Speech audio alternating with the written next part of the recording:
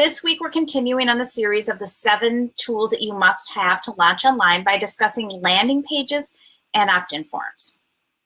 Landing pages and opt-in forms go really hand in hand, and a lot of times they are confused. Now, that's understandable because they're used in conjunction with each other, but to make things even more confusing, they can be used together or they can be used separately. So let's talk about landing pages first. A landing page is where your clients land when following a link.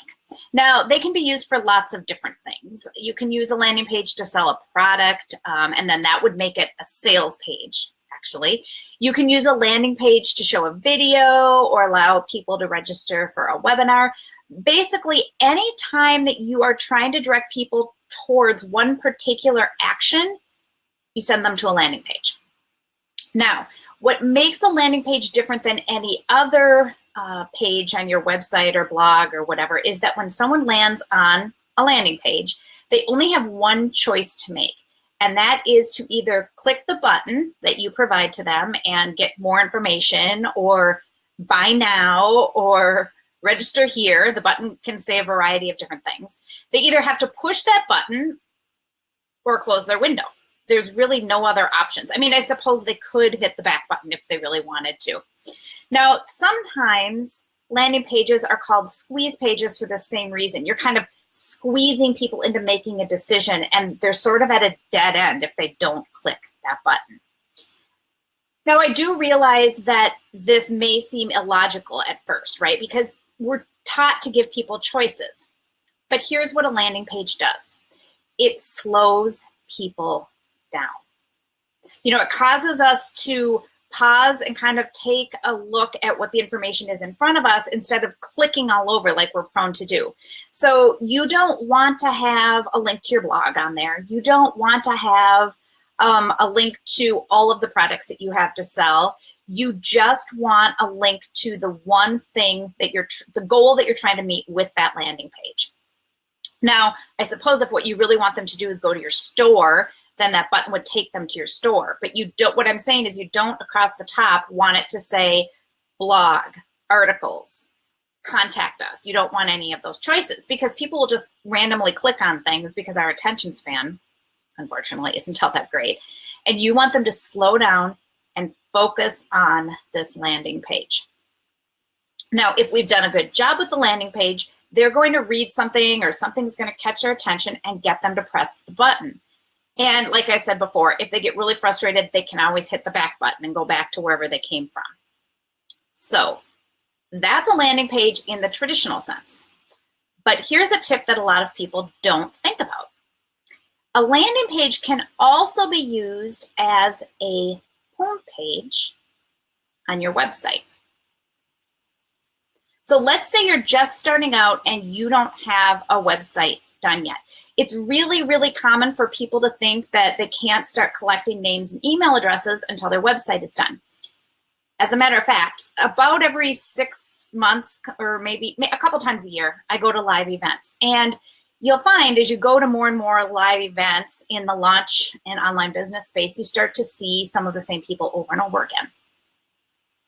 And it never ceases to amaze me how many people I see at one event and then 6 months later see again at another event, and they haven't made any progress because they said they're waiting for their website to get done. They're waiting for their designer. They're waiting for the graphics. They're waiting for their logo. So using a landing page as the home page on your website gets you past all that. It allows you to start collecting email addresses from people who land on your page and click on that button to get a really amazing freebie. And you can do all of that without having the rest of your website set up. So that's pretty awesome, right? Like, it's almost free. You do have to have a landing page service, but you don't have to pay all the money up front to get the website designed. You'll just have a simple one-page site that tells people what you do, and then you do have to offer something really cool to them in exchange for their email address. And this is going to allow you to start collecting their names and directing people to your website before the website is even created. And once you have their email address, you can do things like send them emails updating them on the progress of your site. You can send out an email asking, do you like this graphic for my site, or do you like this graphic for my site? Do you like this headshot, or do you like that headshot? And it will really increase engagement with your list. But you can only do that if you have their email address. So that's a great way to start collecting names and email addresses, is by using a landing page. Okay, so now you've got landing pages down, right? We've all seen them. They're really pretty usually. They've got pictures, they've got bullet points. Sometimes they're long, sometimes they're short, and they have that one button, landing pages. Okay, now let's talk about opt-in forms. An opt-in form is a place where people can actually enter their name and email address. Now, you know what I'm talking about, right? So it's a little box that pops up when you click that button on the landing page, and it says, you know, and your first name and your email is pretty common, is what the information is that it's asking for. This is where you're going to start collecting information. Now, sometimes people have opt-in forms just on their website, like over in the sidebar. And especially on older websites, you may see it may say, sign up for our newsletter, and then it will have a spot for your name and email address. I don't recommend that, by the way. I mean, technically that would be an opt-in area, but asking people to sign up for a newsletter is sort of 5 years ago, because we all have really, really full inboxes now, and no one really wants another newsletter. So if you still have that on your site, I'd really challenge you to move beyond newsletter and start offering something else really cool that people would be excited about. And if it's working okay for you in your sidebar, by all means, go ahead and leave it in your sidebar. But for the most part, landing pages and opt-in forms are offered in different kind of fresher ways than that now. Now, sometimes the opt-in form or the opt-in box is part of the landing page. Opt-in box, opt-in form, they can be used interchangeably. But it's basically the box that pops up and says, you know, enter your email and your name and email in it. Now, most often you're going to land on a landing page, click a button, and then fill out the opt-in form. This is a two-step process, and it is actually proven to have a higher conversion rate than just a one-step process of having the opt-in form as part of the landing page. Now, there's a few theories about why this is, but the one that I think makes the most sense is that when people click the button to get more information, and then the box pops up where you put in your name and email address, they've actually made a micro commitment by clicking on that button, and they've already sort of committed to the fact that they're going to give you their information. So it becomes that much easier to actually convert them and to get them to give you the information so that they can get the freebie. Okay, but now here's where it gets confusing. Landing pages are not always used in conjunction with an opt-in form. Now, if you're sending out something to people who are already on your list, like maybe you've created a brand new video that you want a certain segment of your list to see, then you don't really need to collect their name and email address again. So sometimes you may send a landing page out without the opt-in form attached to it. Now, in a similar way, opt-in forms are not always used with landing pages. So sometimes you'll be visiting a site and you'll be reading a blog post when a little box pops up over the content and asks you if you want to receive a freebie. Now, that is called a pop-up box, and it's a different type of opt-in form.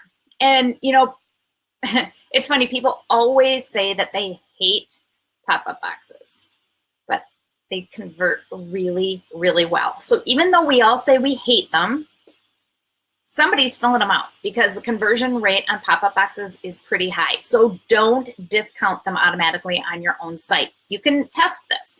If you try it for a while and see, and if you don't like the results, then turn it off and see if your results are better that way. Now, if you want to see a pop-up box in action because you've never seen one before, you can pop over to launchdeckmadeeasy.com, and if you hang out there for, I think I have it set for 15 to 20 seconds, a box is going to pop up and it's going to ask you, actually, I think it's going to talk about my new weekend Get It Done implementation workshops. So that will pop up. And it will take you to a landing page, and then it will funnel you through that way. So that's a pop-up box, but you've probably seen them before. Now, just a side note on pop-ups, I really feel like there's a right way and a wrong way to do them. That it can be a whole discussion in itself, and maybe it will be someday. But in general, there are a lot of settings that you can use to control the way pop-ups work. And there's a lot of different services that you can use to control them as well. Now, on my site, for example, the pop-in only shows up after you've been on my site for a little while and you haven't taken any action on any other forms. And I think you have to be on the site for like 30 seconds, and then it's not going to show up again for you on that particular site or that particular page unless you haven't been there for more than 30 days. So if today you do go to LaunchTechMadeEasy.com and you don't get the pop-up, it's because you've been to my site recently and it's not going to show it to you, okay? Pop-up boxes. Now, I know there's another way too that you can use opt-in boxes. Sometimes you'll see them in a blog post. And I do this occasionally. I don't do it on every single blog post, but I'll write a blog post and then I'll put a graphic. Now, the way I do it is I have a square or rectangular graphic that I've created on Canva.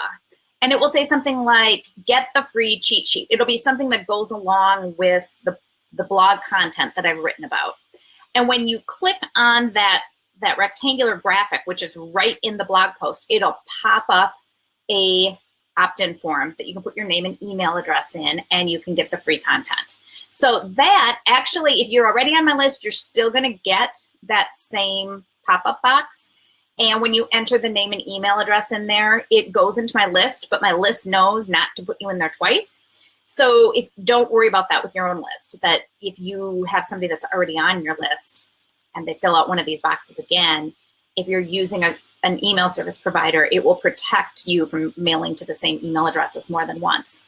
But the other thing is, there are a lot of people who hit my blogs who aren't on my list. And so it's a way of reaching those people and bringing them to my list and offering really, really awesome content. So if I'm talking about email service providers, for example, I might have a little graphic that says, get the email service provider comparison chart, click here. And then I'll have an opt-in box will pop up to collect their name and email address. Now, I use lead pages to create my landing pages and opt-in forms. And you know that I will always tell you what I think is the best option for people that are just beginning. And for me, that's it, because I like to be able to pick and choose the different services that I use and customize them. And lead pages it's not inexpensive, but it gives a lot of bang for the buck. And I think once you learn to use it, because everything has a learning curve, it's super fast and easy to use, and it really, really has high conversion rates. It's got the highest conversion rates for these types of forms in the industry. So that's what I use. But there are many other providers out there as well. Now, when you do create your landing page and your opt-in form, you're going to want to customize them. Lead Pages, for example, has a ton of really amazing templates, and you can even, pick a template based on whether it's a thank you page or a confirmation page or a sales page. But I ask that you please customize your page, because a lot of people are using lead pages. And if you use the exact same page that you pull off a template and you don't change it to your own colors and your own graphics, then any online marketer who looks at it is going to know that you just pulled a template and used it without changing anything. So it's not hard to customize. There's a lot of lead pages can help you out with that, but make sure that you are making it feel like your own, that you're not just going with the stock images and colors that they're giving to you. Now, when you set up your opt-in form and it's collecting your name and email addresses, you're going to need to integrate it with your email service provider. Now, integrate is kind of a fancy word for hook it up. No matter what landing page service you're using, you need to get your email address that opt-in form is using. You need to get that over to your email service. So you need to get them talking to each other. In fact, this step is so important that if you are on lead pages, you can't even save the design you're working on until you've set the integration up. Now, the integration step is how the person is actually going to get added to your email address. So you're going to want to look on both your landing page service like Lead Pages and your email service provider like Aweber or ClickFunnels, and find that you're going to need to use both of them because you're going to have to put codes on both sides to get that integration to work properly. Okay, so there will be directions on the services that you use. Integrations are a whole topic on their own. How to get one service to work with another, how to get your freebies delivered, how to get your customers to the checkout page and get money into your account. Those are all different types of integrations, and they're specific to your combination of services. So it's not something I'm going to be covering in these weekly video sessions because they're just an infinite combination of integrations that you could come up with.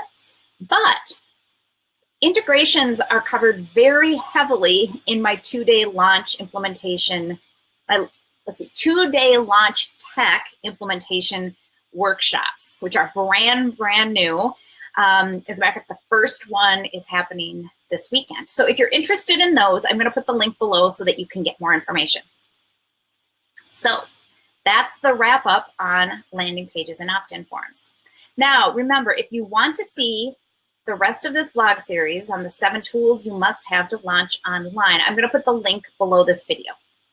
And if you're ready to just finally be done with all of this tech and put it all behind you and just get your launch set up in 2 days, you're going to want to check out my brand new launch tech implementation workshops. Now, the first one is this weekend. There will be another one coming up soon. And these are micro groups of people who are going to work with me virtually online for 2 days to get their entire launch framework set up. So we're going to start with email service providers, and we're going to hook it up to landing pages. I'm going to show you how to customize your landing pages and opt-in forms. We're going to talk about Facebook pages and getting your pixel for Facebook on your landing pages, all the way to getting that buy button set up on your checkout page. So we're going to cover it all in one weekend.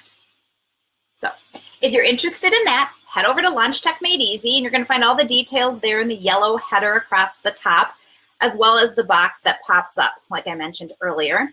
And I will also put the link below the video.